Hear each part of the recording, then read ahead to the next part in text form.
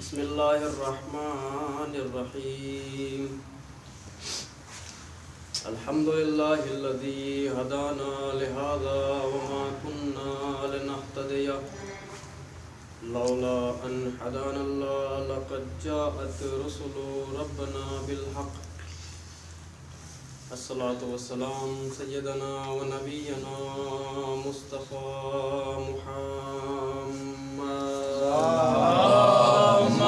صل على محمد وآل محمد وعلى أهل بيته الطاهرين المعصومين المظلومين ولعنة الله على أعدائهم أجمعين من يومنا هذا إلى قيام يوم الدين أما بعد فقد قال الله سبحانه تعالى في القرآن الحكيم وهو أصدق الصادقين وقوله الحق بسم الله الرحمن الرحيم قل لا أسألكم عليه أجرا إلا المودة في القربى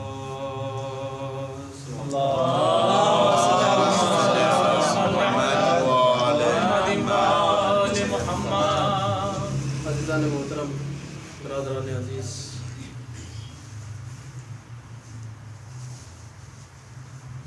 سب سے پہلے آپ لوگوں سے ایک درخواست کرنا چاہتا ہوں برائے شفا یابی کے لیے، جو کہ ہمارے خود بہت اچھے دوست اور عزیز ہیں، ان کی طبیعت بہت زیادہ ناساز ہے، مولانا خصوصی ان کے لیے دعا کریں اور 5 مرتبہ ایک امیوجیب پڑھ کر ان کی شفا یابی کے لیے محمد عجل فرج. عزیزان محترم، برادران عزیز، عزاداران سید الشہداء، آپ لوگوں کی خدمت میں وہی موضوع سابق جو مولانا کی طرف سے مہیا ہوا تھا بندے کے لیے، اس میں تھوڑی سی جستجو اور تحقیق کی ہے. سبحان اللہ سبحان اللہ. اپنی کجمج بیانی کا آپ لوگ اس کی خدمت میں اصلاح کا طلبگار ہوں. بسم اللہ. پروردگار قرآن مجید وہ کتاب کہ جو اللہ نے اپنے حبیب پر، اپنے رسول پر نازل کی، جس کے شروع میں ہی کہہ دیا ذالک الکتاب لا ریب فیہ، بے شک. کہ یہ وہ کتاب ہے کہ جس میں شک و شبہ کی کوئی گنجائش نہیں ہے. واہ واہ. جس آیت کو قرآن کی اپنا موضوع قرار دیا ہے، اس میں اللہ رسول سے خطاب ہو کر کہہ رہا ہے کہ اے رسول، ان سے کہہ دو کہ ہمیں اجر رسالت کچھ نہیں چاہیے سوائے اس کے کہ یہ قرابت داروں سے مودت اختیار کریں. ماشاءاللہ. سب سے پہلے اللہ نے اجر رکھا، یعنی اجر رسالت. کیا یہ وہی اجر ہے کہ جو رسول محنتیں اور مشقتیں، پریشانیاں سب برداشت کرنے کے بعد جب رسول اللہ کو مبعوث کیا گیا اس سماج میں، کہ جو سماج اللہ کو نہیں پہچانتا تھا، جو روزے کو نہیں پہچانتا تھا، نماز کو نہیں پہچانتا تھا، صرف ایک پتھر کو تراشنے کے بعد اس پتھر کی پوجا کر رہا تھا. سبحان اللہ سبحان اللہ. کیا یہ اسی کا اجر ہے کہ جب رسول اللہ مسجد میں جایا کرتے تھے تو ایک ضعیفہ رسول اللہ کے اوپر کوڑا پھینکا کرتی تھی؟ ماشاءاللہ ماشاءاللہ. واہ واہ واہ. کیا یہ اسی کا اجر ہے کہ جب رسول اللہ کسی راستے سے گزرتے تھے تو لوگ رسول اللہ کو معاذ اللہ دیوانہ کہا کرتے تھے؟ یعنی اتنی مشقتوں کے بعد اس رسالت کا جو اجر اللہ نے رکھا، یہ رسالت اتنا بڑا عہدہ ہے، اتنا بڑا عہدہ ہے کہ اللہ نے قرآن میں اس کا ذکر کیا کہ رسول ان سے کہہ دو کہ ہمیں اجر رسالت کچھ نہیں چاہیے. یعنی وہی اجر کہ جو اللہ کے رسول نے پریشانیاں اور مشقتیں جھیل کر، مشقتیں برداشت کرنے کے بعد لوگوں تک پہنچایا. یعنی جو पत्थर तुम तराश रहे हो, इसको पैदा करने वाला भी खुदा है। यानी उन लोगों को बताया, यानी कुल मिला के बात ये है कि जो अरब का समाज उस अंधेरों में गर्क था, रसूल अल्लाह ने उसको उभारा और उजाला दिखाया। बेशक, सुभान अल्लाह, उजाला दिखाने यही आज अल्लाह मांग रहा है कि मेरे हबीब इनसे कह दो कि हमें अजर रिसालत कुछ नहीं चाहिए सिवाय इसके कि ये हमारे खराबतदारों से मवद्दत इख्तियार करें। मेरा मौजू सिर्फ अभी फ़िलहाल आज का मैं जो मेरी बात बयान होगी, जो मैं बयान करूँगा वो सिर्फ अजर पे है इंशाअल्लाह। माशाअल्लाह, मवद्दत और कुर्बा पर एक सलावत पढ़े मोहम्मद वाले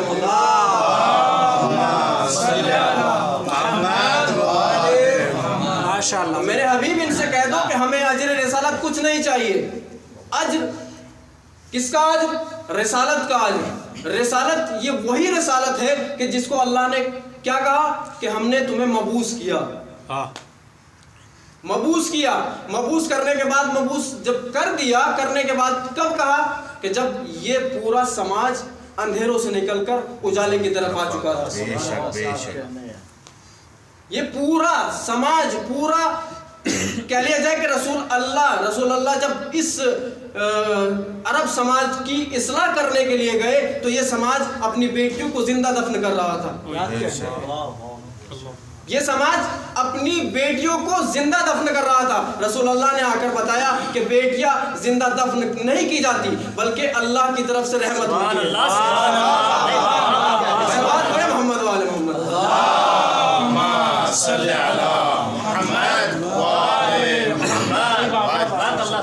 ने रिसालत का अज्र मांगा है। रिसालत का अज्र मांगा है। रिसालत का अज्र ना तो किसी सोने से पूरा हो सकता है, ना किसी चांदी से पूरा हो सकता है, किसी जवाहरात से पूरा नहीं हो सकता।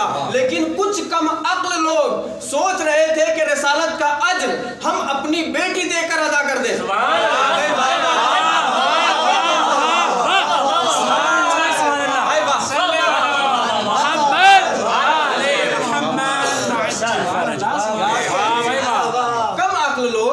सोच रहे थे कि हम रिसालत का अज्र अपनी बेटी देकर अदा कर दें, लेकिन ऐसा मुमकिन ही नहीं है। क्यों? अल्लाह ने कहा कि कराबतदारों से मवद्दत इख्तियार करें। यहाँ को मैं इस बात को छोड़ता हुआ अपने सिर्फ अज्र पर मुझे बयान करना है कि अज्र क्या है, अज्र किसका, कौन देता है। तो रिसालत का अज्र मांगा है। रिसालत का अज्र ना हीरे जवाहरात है, ना सोना है, ना चांदी है, ना बेटी है, ना बेटी है। रिसालत का अज्र वो हो सकता है कि जो रिसालत के बराबर हो। रिसालत का वो अज्र हो सकता है कि जो रिसालत के बराबर हो। ना ये बेटी से पूरा होगा, ना सोने से पूरा होगा, ना चांदी से पूरा होगा, ना हीरो से पूरा होगा। क्यों? रसूल अल्लाह के बारे में ये कम अक्ल लोग नहीं जानते थे कि जिस रसूल को हम सोने या चांदी का लालच देकर या सोने या चांदी से हम रिसालत का हक अदा कर दे, ये कम अक्ल लोग नहीं जानते थे कि उसी रसूल के नवासे अगर किसी पत्थर पर ठोकर मार दे तो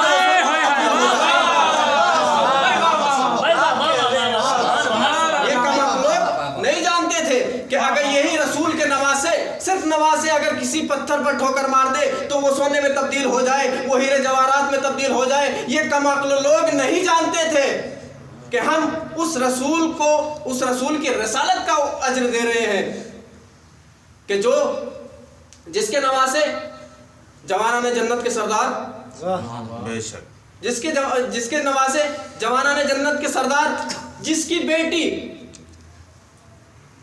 जन्नत की औरतों की सरदार, सुभान अल्लाह, सुभान अल्लाह,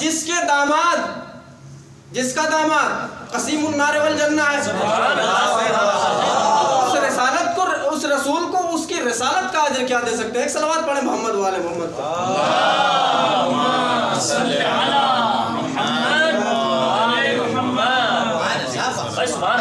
क्या अज्र दे सकते हैं? क्या कहना। हत्ता के रसूल की रिसालत का अज्र एक तरफ, अली के बिस्तरे रसूल पर सोने का अज्र एक तरफ। यानी रसूल ने जितनी जंगें दीन ने इस्लाम के लिए लड़ी है इसी रिसालत में, रिसालत के दायरे में, رسول نے جتنی جنگیں یا جتنے غزوات دین اسلام کے لیے لڑے ہیں یا دین اسلام کی راہ میں لڑے ہیں، اس کا اجر کیا ہے؟ اس کا اجر یہ ہے کہ کہیں قرآن میں پروردگار ارشاد فرما رہا ہے کہ اے میرے رسول، ہم نے تمہیں کوثر عطا کیا، ہم نے تمہیں کوثر عطا کیا. یہ رسالت کا اجر ہے. ایک صلوات پڑھے محمد والے محمد.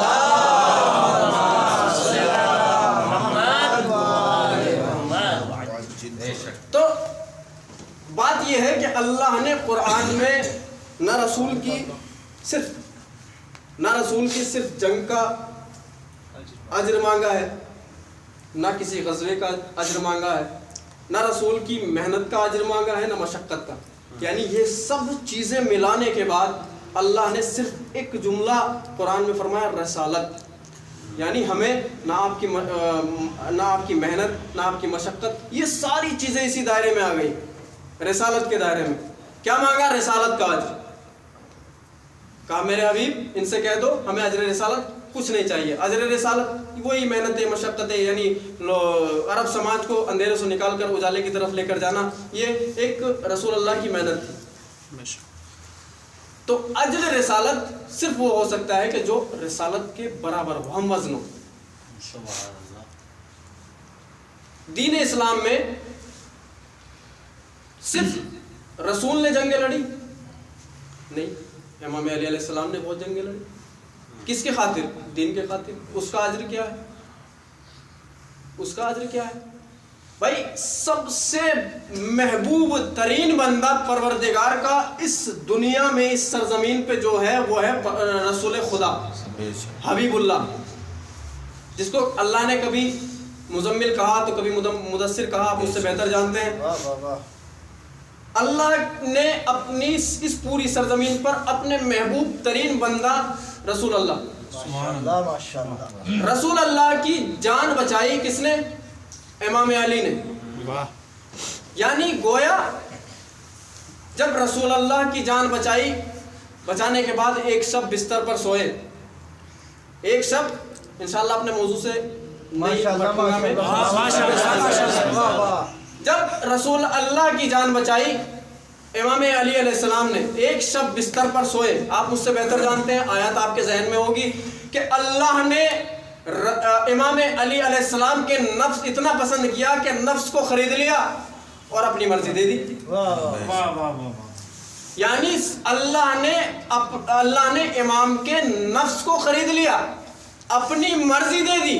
تو بھائی جس کی ایک شب سونے کی اجرت صرف اللہ کی مرضی ہو تو اس کے جنگ کرنے کی اجرت کیا ہوگی؟ صلوات پڑھیں محمد والا. ماشاءاللہ بھائی ماشاءاللہ.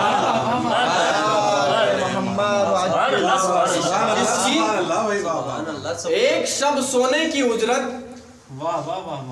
اللہ اپنی مرضی دے دے تو اس کی جنگ کرنے کی اجرت کیا ہوگی؟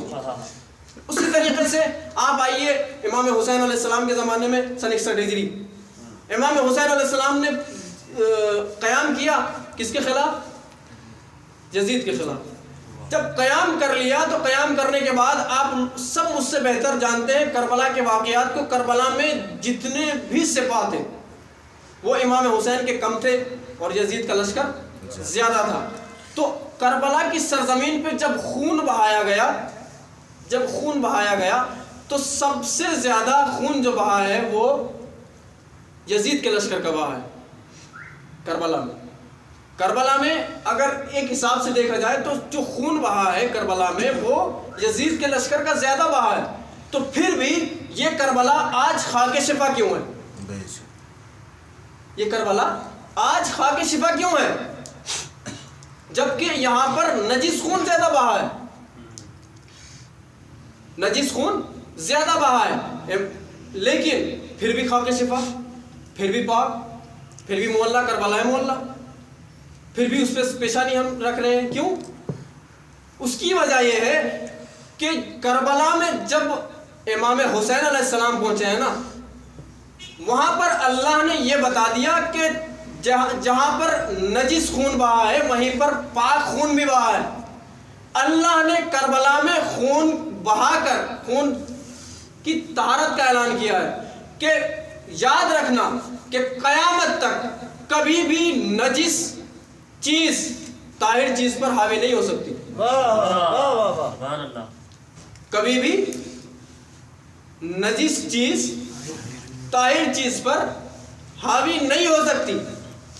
اس کا مطلب یہ ہے کہ اللہ نے امام حسین علیہ السلام نے جو دین اسلام کے لیے جنگ کی ہے یا قیام کیا ہے، اس کے لیے امام حسین کے قیام کرنے کے خاطر یا خون بہانے کے خاطر، یا چاہے وہاں پر مولا علی اصغر کا خون ہو، چاہے جناب علی اکبر کا خون ہو، یا خود امام حسین علیہ السلام کا خون ہو، اس کی اجرت اللہ نے یہ دی ہے کہ حسین قیامت تک جس سرزمین پر تیرا خون بہا ہے اس سرزمین کو میں لوگوں کی پیشانی رکھواؤں گا.